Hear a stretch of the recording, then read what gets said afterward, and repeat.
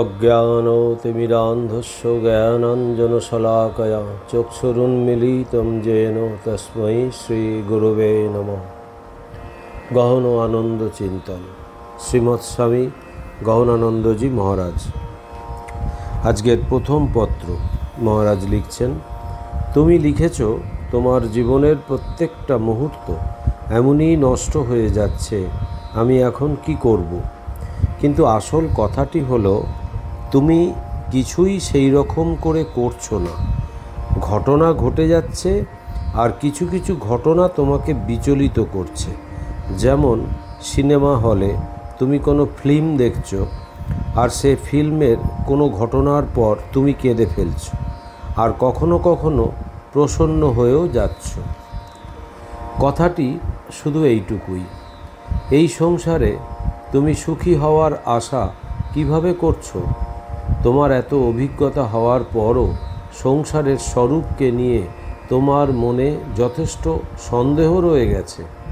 শ্রী শ্রী মায়ের, শ্রী শ্রী ঠাকুরের, স্বামীজি মহারাজের, ওনার গুরু ভাইদের, মঠের আজ পর্যন্ত যত সাধু সন্ন্যাসীদের জীবনে কি তুমি কোথাও সাংসারিক সুখ দেখতে পাচ্ছ? যদি ওনাদেরকে প্রসন্ন চিত্ত মনে হচ্ছে, সেটা এই জন্য যে সাংসারিক দুঃখ ওনাদেরকে কষ্ট দিচ্ছে না। ওনারা সবাই সংসারের স্বরূপের সঙ্গে পরিচিত। রামায়ণ মহাভারতের মহান চরিত্রগুলোকে দেখো, শ্রীরাম, লক্ষ্মণ, ভরত, শত্রুঘ্ন, জানকী মাতা, উর্মিলা, কৌশল্যা, কুন্তী, পঞ্চপাণ্ডব, দ্রৌপদী ইত্যাদি চরিত্রগুলো সম্পর্কে চিন্তা করো, আর আমাকে বলো যে ওনারা কি নিজেদের জীবনে সুখ পেয়েছিলেন? শ্রী চৈতন্য, মীরাবাই, গৌতম বুদ্ধ, নানকদেব, কবির দাস, যীশুখ্রিস্ট, ওনারা এই সংসারে কি সুখ পেয়েছিলেন? তাই ইদানিং যা কাজ করে যাচ্ছ, যাদের সেবা করার অধিকার পেয়েছ, মনে করো ঈশ্বরেরই সেবা করে যাচ্ছ। এই বুদ্ধি দিয়ে তাদের সেবা করে যাও। তোমার বুদ্ধি এই কথার উপর দৃঢ় হয়ে গেলে তুমি নিশ্চিন্ত হয়ে যাবে। এই সংসার থেকে পাওয়ার মতো কিছুই নেই, শুধু নিজের সামর্থ্য অনুসারে সেবা করতে হবে। এই হবে প্রভুর সেবা। এমন অহংকার কখনো করো না যে প্রভুর সমস্ত লীলা তুমি বুঝে নিয়েছ। মনে প্রাণে সবাইকে সেবা করে যাও। শ্রীরাম, শ্রীকৃষ্ণ, শ্রী চৈতন্য, শ্রীরামকৃষ্ণ ইত্যাদি সকলে তাই করে গেছেন, তোমাকেও এটা করতে হবে। উড়িষ্যাতে 2 বছর আগে ঝড় এসেছিল, সব কিছু ধ্বংস হয়ে গেছিল, কিন্তু জনসাধারণ ঝড়ে পীড়িত লোকদেরও সেবা করেছে। তুমিও ঝড় দেখে ঘাবড়ে যেও না। এর পরের চিঠি।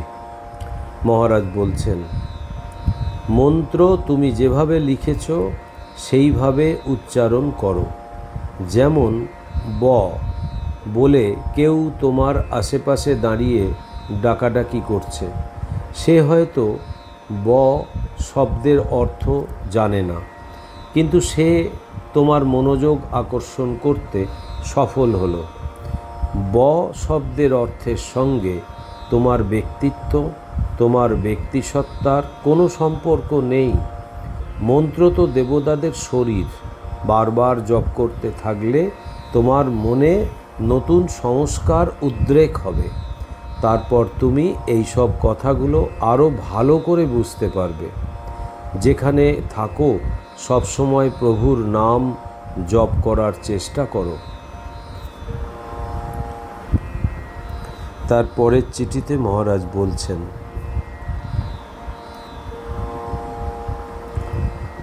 অনুপস্থিতি কি তুমি অনুভব করছো? সেই অনুভূতিকে দূর করার জন্য সবসময় ইষ্টদেবতার নাম স্মরণ করতে থাকো। তোমার মনে হচ্ছে তোমার মন ও বুদ্ধি থেকে এই সংসারের প্রতি আসক্তি কেটে যায়নি, কারণ তুমি এখনও বিয়ে করার কথা ভেবে যাচ্ছ। একা কিভাবে এই জীবন কাটাবে? ভগবানের উপর একেবারে ভরসা নেই কি তোমার? এর পরের চিঠি মহারাজ লিখছেন, তুমি লিখেছ যে তোমার মনে শান্তি নেই, মনের বাসনাগুলো পূর্ণ হচ্ছে না। কিন্তু দেখো, তুমি ভাবছ যে বর্তমান বাসনাগুলো পূর্ণ হলে মন শান্ত হয়ে যাবে। এই সব ভাবনা সম্পূর্ণ ভুল। আজ পর্যন্ত যা ভাবনা তোমার মনে উৎপন্ন হয়েছে, দু চারটে যদি পূর্ণ নাও হয়ে থাকে, তবে কিছুদিনের মধ্যে পূর্ণ হয়ে যাবে, কিন্তু মন তাতে শান্ত হবে না। শান্ত এই জন্য হবে না কারণ এখনও তোমার শান্তির সঙ্গে পরিচয় হয়নি। শান্তি তো তখনই আসে যখন মন থেকে তোমার বাসনাগুলো উৎপন্ন হওয়া বন্ধ হয়ে যাবে। এটা এই মুহূর্তে হওয়া সম্ভব নয়। তাই বর্তমানে তুমি দীক্ষা মন্ত্রকে উপাসনা পদ্ধতির নিয়ম অনুসারে পালন করে জপ করতে থাকো, আর সুযোগ পেলে সব সময় যথাশক্তি মনে মনে জপ করো।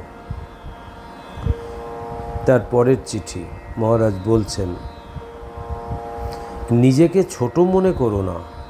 তোমার বুদ্ধি আর তোমার বয়সের মধ্যে কোনো সম্বন্ধ নেই। বুদ্ধির উৎকর্ষ এই কথার উপর নির্ভর করে যে ব্যক্তি নিজের বর্তমান জীবন আর পূর্বজীবন থেকে কি শিখেছে। স্কুলের হোমওয়ার্ক তো তোমাকে করতে হবে, কিন্তু যদি পারো তোমার মা যে কাজ করতে বলছেন সেই কাজকেও সমন্বয় করে করার চেষ্টা করো। এমনি ওই কাজটি যদি তুমি মন দিয়ে আনন্দের সাথে করো, তবে সেই কাজটি খুব তাড়াতাড়ি শেষ হয়ে যাবে। সকালবেলা জপ ধ্যানের জন্য ভালো, মন শান্ত থাকে। তাই আসনে বসে বেশি সময় নিয়ম অনুসারে ধ্যান জপ করতে থাকো। যদি তুমি সবসময় মনে মনে ইষ্টমন্ত্র জপ করার অভ্যাস করে ফেলো, তো তোমার মনকে শান্ত করার জন্য আর কিছু করতে হবে না। নিজের মনের সঙ্গে সম্পর্কও তৈরি করতে পারবে, কথাও বলতে পারবে। তুমি জানো, শুদ্ধ মনই শুদ্ধ আত্মা। তোমার শুদ্ধ মন তোমারই শুদ্ধ আত্মা। এই মন শুদ্ধ হলে তুমি শ্রীরামকৃষ্ণের রূপে নিজের আদর্শ স্বরূপকে জানতে পারবে। বর্তমানে নিজের মনের উপর নজরদারি রাখো, দেখতে থাকো সে প্রতিক্ষণ কি কি চিন্তা করছে। যখনই একা হবে তখন দেখো মন কি চিন্তা করছে।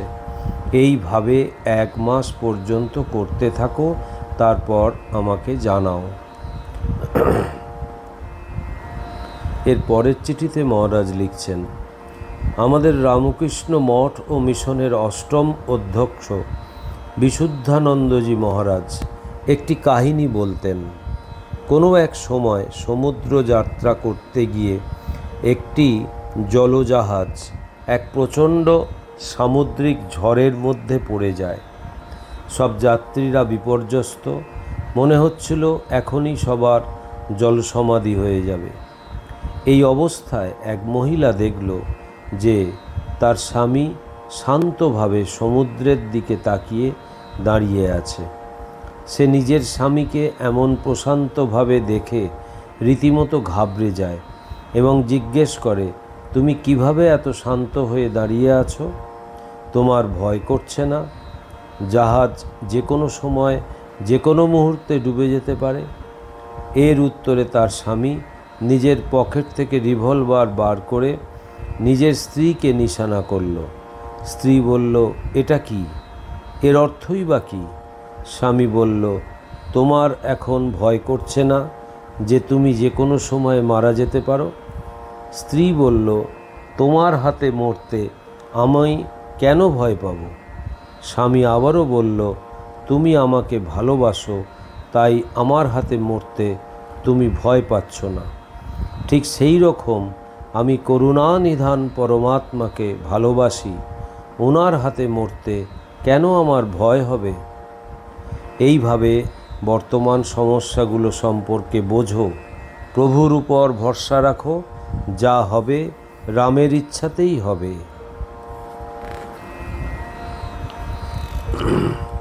পরের চিঠিতে মহারাজ বলছেন, দীক্ষার সময় তোমাকে দেওয়া উপাসনা পদ্ধতি নামে বইটিতে বলা বিধি অনুসারে প্রতিদিন নিয়মপূর্বক ধ্যান জপ উপাসনা করার পর 108 বার নিজের পুরানো মন্ত্র জপ করো। যে মন্ত্রটি আমি শোধন করে দিয়েছি তুমি সেটাকে ভুলভাবে উচ্চারণ করছিলে। এইভাবে উচ্চারণ করো, উচ্চারণ স্পষ্ট হওয়া চাই। তার পরের চিঠিতে মহারাজ লিখছেন, নিজের মা থেকে বিচ্ছিন্ন হওয়া বালক তার মাকেই খোঁজে। মা মা বলে চিৎকার করে, কান্নাকাটি করে, ব্যাকুল হয়ে ডাকাডাকি করে। প্রার্থনার অর্থ প্রকৃষ্ট রূপে অভ্যর্থনা, অর্থ বোধগম্য হওয়া প্রয়োজন। বালক তার মা থেকে বিচ্ছিন্ন তো হয়ে গেছে, কিন্তু মা তার সত্তাতে ওতপ্রোতভাবে জড়িত হয়ে আছে। সে সর্বক্ষণ মায়ের কথা চিন্তা করতে থাকে। ঠিক সেই রকম তুমিও শ্রী শ্রী ঠাকুরের প্রতি তোমার প্রার্থনা সম্পর্কে চিন্তা করো। তোমার নিজস্ব সত্তা শ্রী শ্রী ঠাকুরের সত্তার সঙ্গে ওতপ্রোতভাবে জড়িত হয়ে আছে। যেমন বালকটির সত্তা তার মায়ের সঙ্গে জড়িত। এই কথাটি তোমায় বুঝতে হবে। যখন পুরোপুরি বুঝে নেবে তখন সেই বালকের মতো ব্যাকুল হয়ে শ্রী শ্রী ঠাকুরকে ডাকবে, আর একাগ্রতার সন্ধান করে ঘুরে বেড়াতে হবে না। প্রভুর সঙ্গে নিজের সম্পর্ককে আনুষ্ঠানিক বা প্রথাগত করো না, স্বাভাবিক করো। বাস্তবে প্রভু তোমার আদর্শ স্বরূপ। এখন যদি তোমার সমাধি হয়, প্রথমে নিজের আদর্শ শুদ্ধ, নির্মল, পবিত্রতম স্বরূপে শ্রী শ্রী ঠাকুরের দর্শন করবে, তবেই সমাধি হবে। বর্তমানে সর্বক্ষণ মনে মনে প্রভুর নাম করার অভ্যাস করো। তার পরের চিঠিতে মহারাজ লিখছেন, তোমার বয়স কত হলো? সমাজবিদ্যা অনার্স ডিগ্রি পাওয়ার পর কি করবে? যদি MA সমাজবিদ্যা করো তবে তারপর আবার কি করবে? তুমি বিয়ে করবে কি না করবে তা নিয়ে খুব চিন্তায় আছো, আর তার জন্য সাধুদের থেকে পরামর্শও চাইছো। আমার মনে হচ্ছে তোমার আধ্যাত্মিক জীবনকে এখনো পর্যন্ত তুমি গভীরতার সাথে নিতে পারোনি। তোমার হয়তো মনে হচ্ছে এই জীবন সামাজিকতা মাত্র। আমি তখন সন্তুষ্ট হব যখন দেখব যে 3-4 মাসের মধ্যে সব সময় মনে মনে নিজের ইষ্টমন্ত্র জপ করার অভ্যাস করে ফেলেছ। পরীক্ষা হয়ে গেলে মন দিয়ে অনর্গল জপ করতে থাকো। নতুন দিল্লির রামকৃষ্ণ মিশনে যখন যাবে তখন সব সময় মন্দিরে ঠাকুরের পাশে বসে ধ্যান করো ও গ্রন্থাগার থেকে বই নিয়ে পড়ার জন্য সময় অতিবাহিত করো। বর্তমানে শুধু জপ করতেই লেগে পড়ো। জপ করার ইচ্ছে এসে গেলে অন্য কোনো কথাতেই তোমার মন বসবে না। এর পরের চিঠিতে মহারাজ লিখছেন, যে বালক 3য় শ্রেণীতে পড়ছে তার মনে MA ক্লাসের প্রশ্ন তো উঠতে পারে না। এমন প্রশ্ন তার মনে তখন উঠতে পারে যখন সে MA ক্লাসে পড়ছে। এর অর্থ এই নয় কি যে প্রশ্নকর্তার প্রশ্নের উত্তর প্রশ্নকর্তার মনের মধ্যেই আছে? যদি এমন না হয় তবে কেউ বলে দেওয়া সত্ত্বেও সে ওই সব প্রশ্নের উত্তর বুঝতে পারবে না। তার জন্য তোমার প্রশ্নের সমাধান তোমাকেই বের করতে হবে। ধরো কেউ তোমাকে বলল তোমার মুখের ওপর একটি দাগ লেগে আছে। তা শুনে তুমি বিচলিত হয়ে গেলে, আর যতক্ষণ পর্যন্ত ওটাকে সরিয়ে দিতে না পারছো ততক্ষণ তোমার মধ্যে একটা অস্থিরতা থেকে যায়। দাগটিকে সরানোর জন্য তুমি একটি আয়না বা দর্পণের সামনে উপস্থিত হও, যেখানে তোমার দাগ লাগানো চেহারা প্রতিবিম্বিত হয়, আর তারপর তুমি দাগটিকে মুছে ফেলো। এখানে তোমার হৃদয়স্থিত ইষ্ট দেবতাই তোমার জন্য ওই আয়না বা আদর্শ বা অর্পণ, যার সম্মুখে উপস্থিত হওয়ার পর, যার ধ্যান করার পর তুমি তোমার প্রশ্ন এবং ওনার উত্তর দুটোই আলাদা আলাদা করে দেখতে পাবে। তার জন্য বর্তমানে 1 মাস পর্যন্ত সব সময় অনর্গল নিজের ইষ্টমন্ত্রকে মনে মনে জপ করার অভ্যাস করতে থাকো। সংখ্যা রাখার দরকার নেই। এর পরের চিঠিতে মহারাজ বলছেন, তোমার চিঠিতে যা উল্লেখ তুমি করেছ তার জবাব এখনো পর্যন্ত হয়তো পেয়ে গেছো।